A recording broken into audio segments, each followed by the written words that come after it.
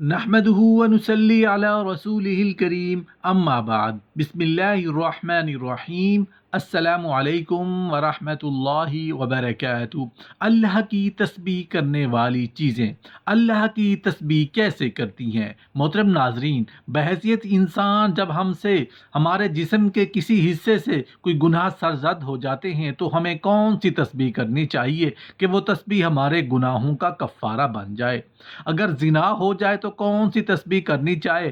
آنکھ سے، زبان سے، ہاتھ سے یا جسم کے جس بھی حصے سے کوئی گناہ سرزد ہو جائے تو کون سی تسبیح کرنی چاہیے؟ تفصیل جاننے کے لیے ویڈیو کو آخر تک ضرور دیکھیے گا۔ محترم ناظرین، ہر چیز اللہ تعالیٰ کی تسبیح کرتی ہے۔ حضرت عبداللہ بن عباس رضی اللہ تعالیٰ عنہ نے فرمایا، ہر زندہ چیز اللہ تعالیٰ کی تسبیح کرتی ہے اور ہر چیز کی زندگی اس کے حسب حیثیت ہے۔ مفسرین نے کہا ہے کہ دروازہ کھولنے کی آواز اور چھت کا چٹخانا یہ بھی تسبیح کرتا ہے، اور اس سب کی تسبیح سبحان اللہ و بحمدہ ہے۔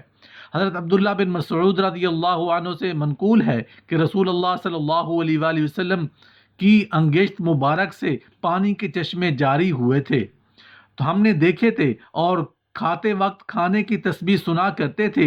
حضرت جابر بن سمرہ رضی اللہ تعالیٰ عنہ سے روایت ہے، تاجدار رسالت صلی اللہ علیہ وآلہ وسلم نے ارشاد فرمایا، میں اس پتھر کو پہچانتا ہوں جو میرے اعلان نبوت سے پہلے مجھے سلام کیا کرتا تھا۔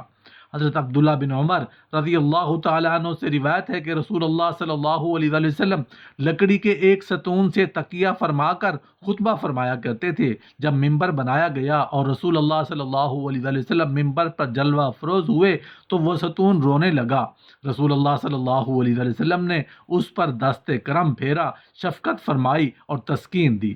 اس کائنات کے ہر ذرے کی حرکت نبض کی مانند دھڑک رہی ہے، اور ہر ایک زندہ روح کی مانند اللہ تعالیٰ کی تسبیح بیان کرتی ہے۔ ساری کائنات حرکت و حیات سے پر ہے اور سارا وجود تسبیح میں مصروف ہے۔ ذرہ ذرہ اس کے احکام کا تابع ہے اور ہر تنکا اس کی بڑائی اور پاکیزگی کا گواہ ہے۔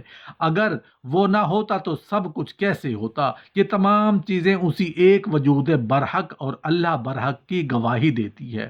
یہ انوکھا حیرت انگیز نظارہ ہے کہ ہر کنکری، ہر پتھر، ہر دانہ، ہر پتا، ہر پھول، ہر پھل، ہر پودا، ہر درخت، ہر کیڑا مکوڑا، ہر رینگنے والا جانور، ہر حیوان اور ہر انسان، زمین پر جاندار، پانی میں ہر تیرنے والی چیز، ہوا میں ہر اڑنے والی چیز، فرشتے، جن، ہر جاندار اور ہر بے جان اللہ کی تسبیح و تقدیس میں مصروف ہے اور اسی کی رفعت کی طرف متوجہ ہے۔ ارشاد باری تعالیٰ ہے، لیکن تم لوگ ان چیزوں کی تسبیح کو سمجھتے نہیں۔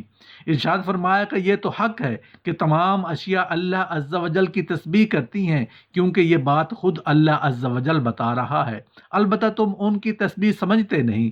زبان حال کی تسبیح تو وہ لوگ نہیں سمجھتے جو مخلوق میں غور کر کے خالق کی معرفت حاصل نہیں کرتے، اور زبان کال کی تسبیح عمومی طور پر کوئی نہیں سمجھتا، کیونکہ ہر شے کسی زبان میں تسبیح کرتی ہے۔ ہم نہیں سمجھتے، ہر چیز کی تسبیح جان لینا ہمارے لیے مشکل ہے، البتہ اللہ عز و جل کسی کو ان چیزوں کی تسبیح سمجھنے کی صلاحیت دے دے تو وہ الگ بات ہے۔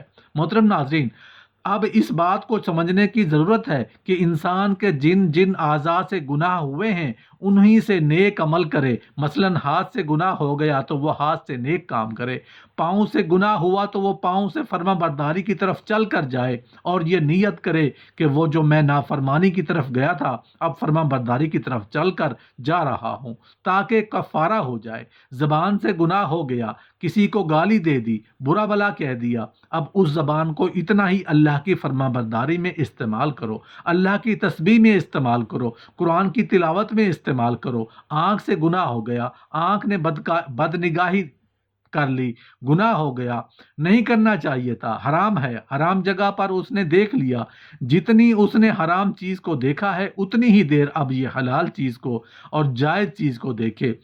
جائز چیز کو دیکھنے کا کیا مطلب ہے؟ کہاں آنکھ کو استعمال کرے، اتنی دیر قرآن کو دیکھے گا تو کفارہ ہو جائے گا۔ اگر 10 منٹ بد نظری کی ہے تو 10 منٹ قرآن پاک کو دیکھ کر تلاوت کرے، اگر 10 منٹ بد نظری کی ہے تو 10 منٹ اپنی والدہ کی زیارت کرے، اپنے والد کی زیارت کرے، اور پاس بیٹھ کر محبت بھری نگاہ سے دیکھے، یہ باپ کو دیکھنا بھی باعث اجر و ثواب ہے۔ تو جسم کے جس جزو سے اور جس عضو سے انسان نے گناہ کیا اور جس عضو سے آدمی گناہ کا صادر کر چکا ہے، اسی عضو اور جسم کے اسی حصے کو اللہ کی فرما برداری میں اور اطاعت میں استعمال کرے تو نتیجہ یہ ہوگا کہ انشاءاللہ گناہ کا کفارہ ہو جائے گا۔